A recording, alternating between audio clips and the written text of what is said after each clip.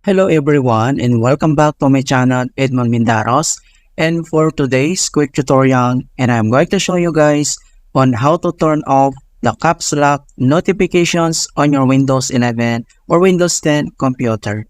And without further ado, and let's go ahead.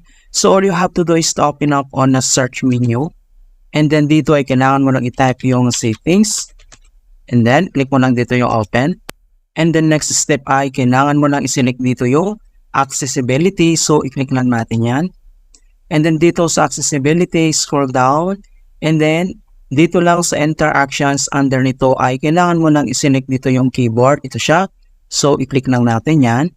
And then dito sa keyboards, ang next step ay kailangan mo lang i-select dito yung toggles key. Okay?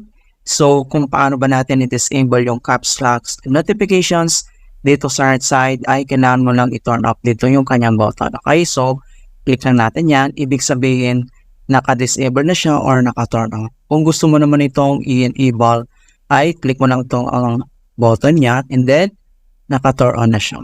Right, so toggle keys play a sounds when you press caps, num or scroll lock. Ito siya. Right, so ganun lang po ka-simple on how to disable caps lock notifications on Windows 11 and Windows 10. And please don't forget to like this video, subscribe to my channel for more quality content. Thank you guys and see you in my next tutorial.